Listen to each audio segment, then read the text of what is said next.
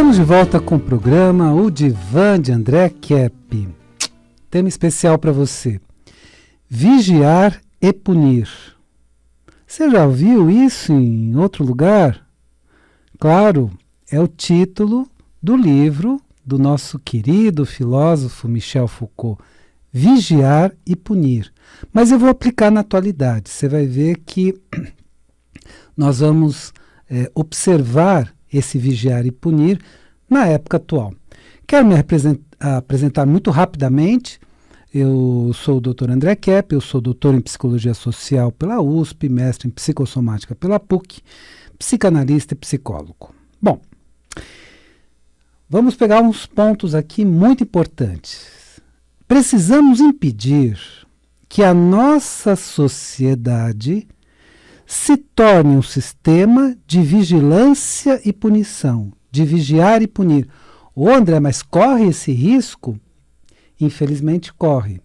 Mas nós podemos evitar.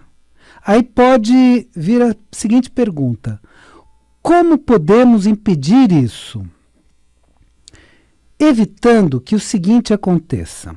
Primeiro, os sistemas de câmeras de vigilância são muito úteis nas cidades para vivermos com mais segurança. Então, realmente, quando é usado para segurança, para se evitar crimes, para ter uma segurança maior na sociedade, na cidade, seja o ambiente que for, mas vamos dizer assim, nas várias cidades, né? É um sistema muito interessante. Enquanto as câmeras forem usadas para nos proteger, está tudo bem. Então, veja bem, a tecnologia não é o problema, nunca é o problema. É como ela é utilizada. Isso é muito importante. Nós não devemos nos colocar contra a tecnologia, mas nos colocar como ela é utilizada. Então, se essas mesmas câmeras forem usadas para monitorar a população, invadindo a privacidade das pessoas e tentando controlar o comportamento humano, então vamos ver como essas pessoas se comportam, vamos fazer com que elas se comportem do jeito que alguns querem, alguns poderosos querem, perderemos a nossa liberdade de pensamento e expressão. Porque aí você não vai mais poder falar aquilo que você pensa, e é uma garantia constitucional, liberdade de pensamento, liberdade de expressão. Não é uma novidade, você tem essa garantia na sua Constituição e na Constituição do Brasil, inclusive. Será que é um exagero tomarmos esse cuidado para mantermos a nossa privacidade? Ah, André, isso aí é bobagem. Eu acho que isso não está acontecendo, não tem ninguém vigiando a gente, etc. Olha, respeito essa posição. Você pode pensar que tudo isso é uma bobagem, um exagero, e que não tem vigilância na atualidade. Segundo o filósofo Michel Foucault, em seu livro Vigiar e Punir, especialmente no capítulo 3, que se chama O Panoptismo. O que é panoptismo? Pan é todo, optismo é olhar, vigiar. Então é aquele olhar que olha para o todo, para todo mundo. Então é aquele olhar que vigia todas as pessoas, o todo, né? Então essa vigilância das pessoas, segundo Michel Foucault, já foi feita e poderá voltar a existir no mundo. Então já foi feita em algumas ocasiões. Então Michel Foucault, ele vai justamente neste capítulo descrever um regulamento que havia no final do século XVII na França, quando uma cidade era tomada pela peste. Então naquela época se chamava peste. Este regulamento impunha uma vigilância total sobre todas as pessoas da população. Então todas as pessoas seriam vigiadas, em cada bairro haveria uma vigilância, todas essas pessoas teriam uma vigilância total. E interessante, né, a coincidência de estarmos vivendo uma pandemia e estarmos correndo este risco na atualidade de uma vigilância total tentando manipular as pessoas. Ô André, não acredito nisso. Tudo bem, respeito. Mas será que essas regras de vigilância podem voltar na época atual? Então você pode dizer, não, mas André, você está falando do século XVII. Isso é muito antigo. Atualmente o mundo mudou. Não tem mais esse sistema de vigilância. Infelizmente, essas práticas de vigiar e punir já são aplicadas em alguns países do mundo, que monitoram a população para que esta se comporte principalmente sem críticas ao poder estabelecido. Então, tem determinados países, a gente não precisa dizer quais, né, que quando você entra nesse país, né, você já é avisado. Olha, aqui não se fala do governo. Não se fala mal do governo. Aqui só se fala bem do governo. Se você for falar do governo, fale bem e fique quieto. Não faça nenhuma crítica, porque isso pode gerar problemas para você. Então é isso que a gente alerta para que a gente tome cuidado. Então, infelizmente, já é um fenômeno existente. Eu não estou falando uma coisa do passado. Estou falando de algo que já existe na atualidade e precisamos impedir que chegue aqui.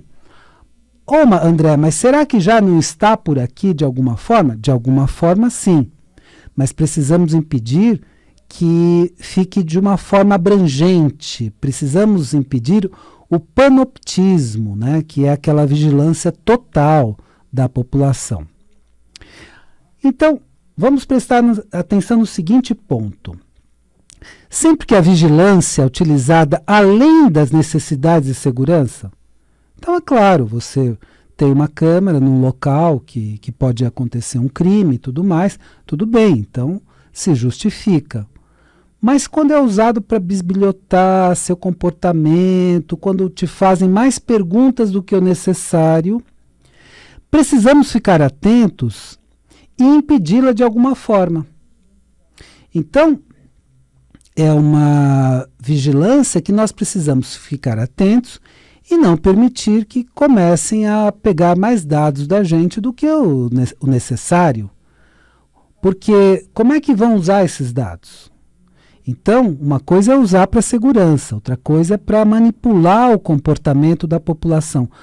André, mas isso só acontece nas distopias, né? O que são distopias? A distopia é o oposto da utopia.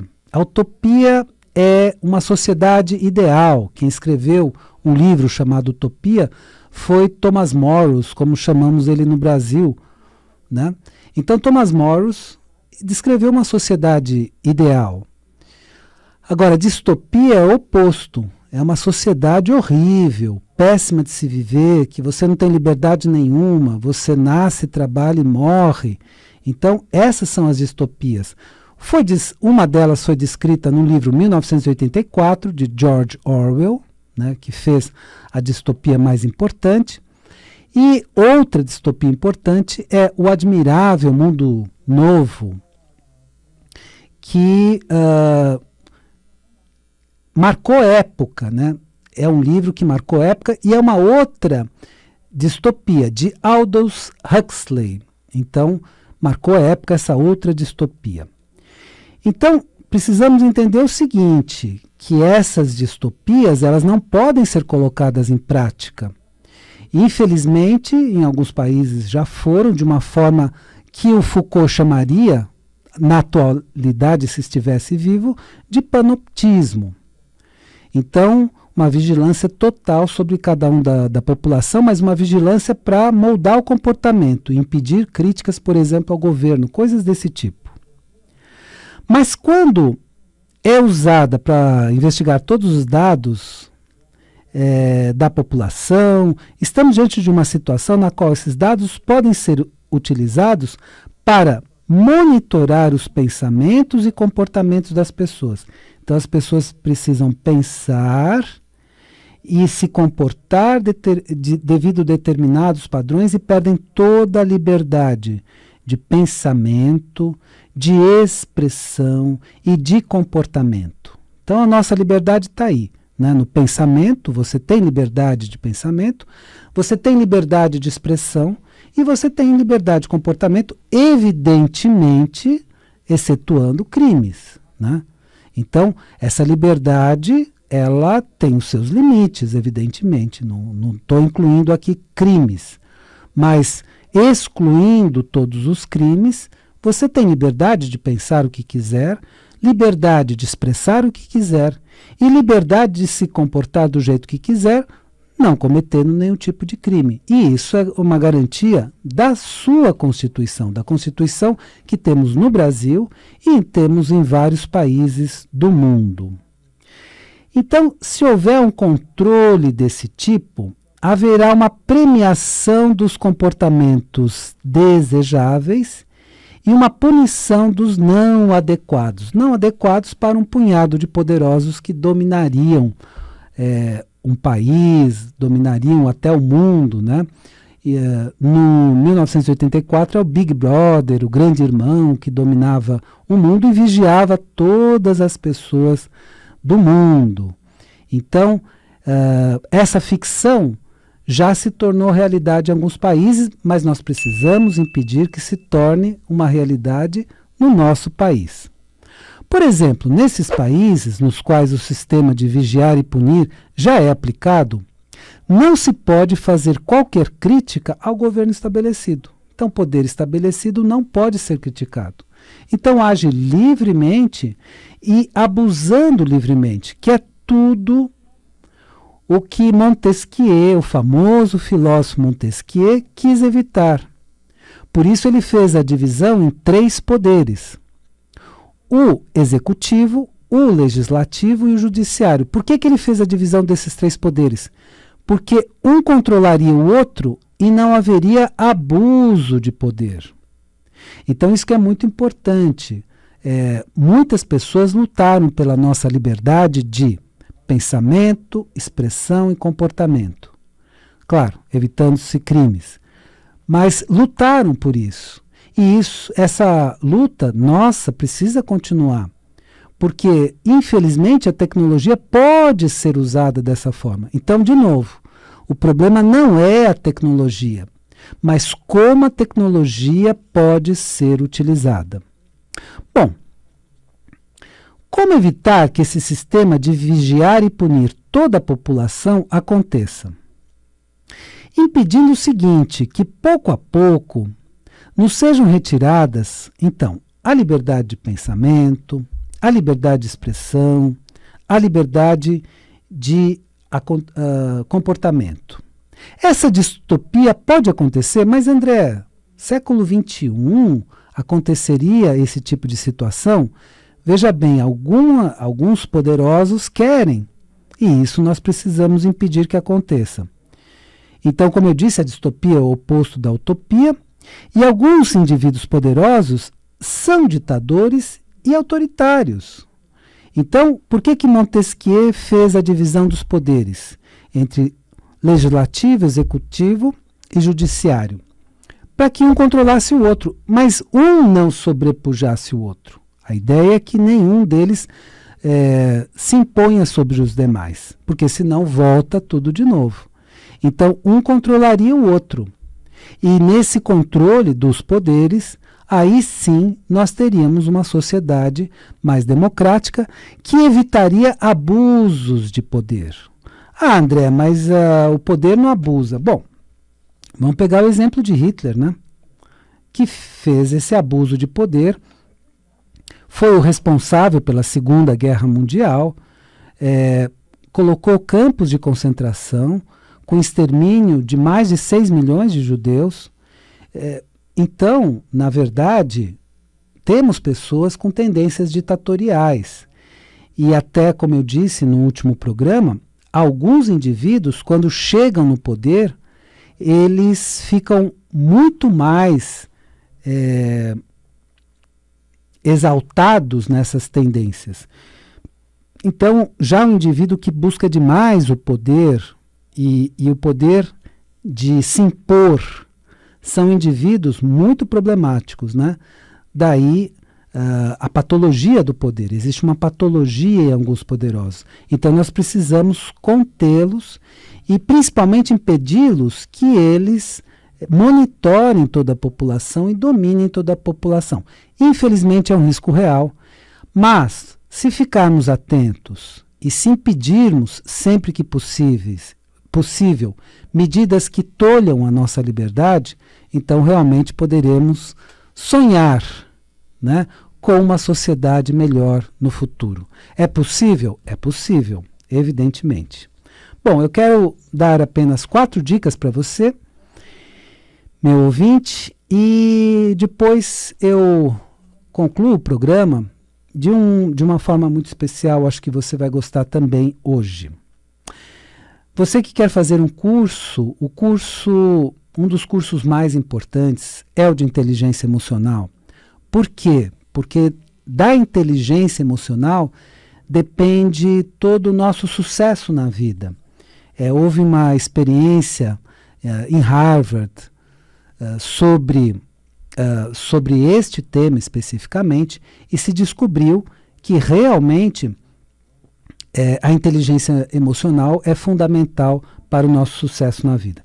Então, eu quero deixar aqui a dica do curso. Você entra em contato aqui com a vibemundialfm.com.br.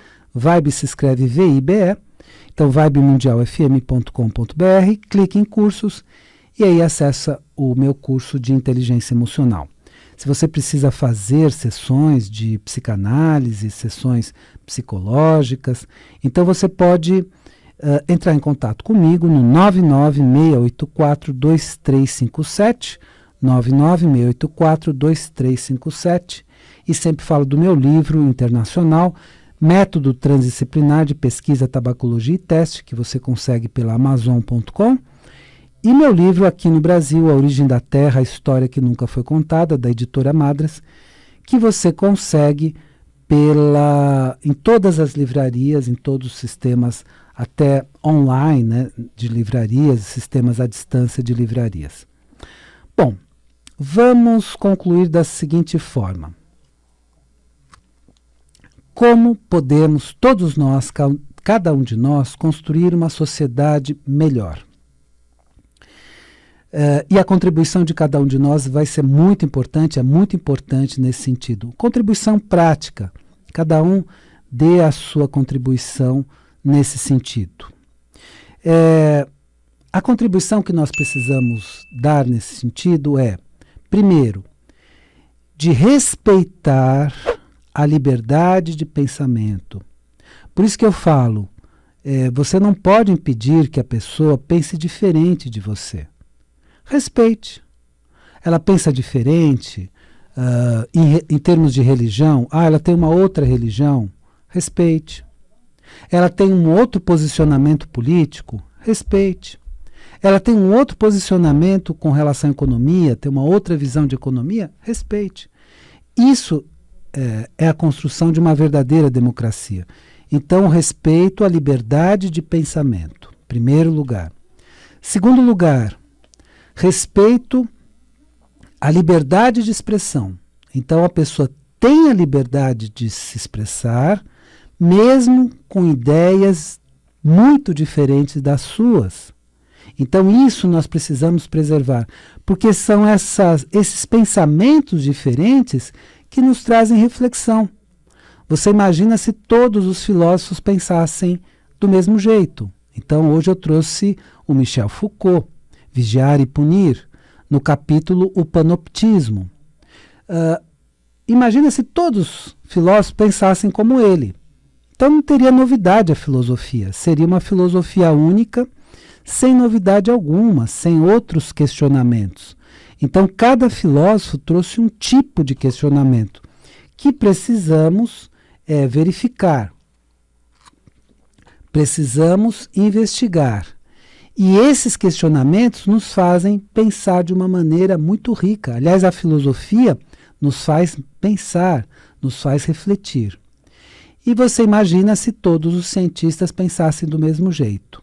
Então, mesmo que a corrente científica que sempre prevaleceu, que foi a do materialismo, científico ainda prevaleça, vamos respeitar essa corrente.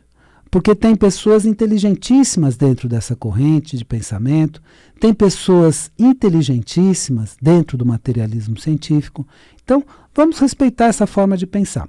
Agora, eu faço parte de um grupo de cientistas, né? E daqui a pouco eu vou mostrar para vocês a revista que eu me tornei diretor editorial e fui responsável, né, pela revisão da revista e tudo mais, uma revista científica que eu assumi há pouco, e vou trazer para vocês as informações dessa revista e o artigo científico que eu escrevi. Mas, o que eu quero dizer é o seguinte, então, primeiro, respeitar a liberdade de pensamento. Segundo, respeitar a liberdade de expressão. Ah, essa pessoa pensa diferente de mim, deixa ela falar. E ouve. Quem sabe, em meio a vários pensamentos que você discorda, não tem alguns que você concorda. Então, mas essa pessoa abriu a boca, eu não concordo com isso. Tá bom. Mas com isso aqui, olha, isso aqui é um princípio interessante. Então, ninguém vai pensar igualzinho a gente. Então, respeite a liberdade de expressão e a liberdade de comportamento, evidentemente, excetuando o mal, os crimes e tudo mais. Então, a liberdade de comportamento no bem, a liberdade de ação no bem. Se nós respeitarmos esses direitos e sempre lutarmos por eles, e sempre lutarmos para manter esses direitos, o que vai acontecer? Nós construiremos uma sociedade melhor, eu tenho certeza disso, e nós temos essa capacidade, nós temos essa possibilidade, e que Deus nos ajude nessa empreitada. Bom, espero que o programa de hoje tenha sido interessante para você, e lembre-se, a vida é sabedoria. A cada momento entenda o seu significado. Desejo uma excelente semana para você e até a semana que vem.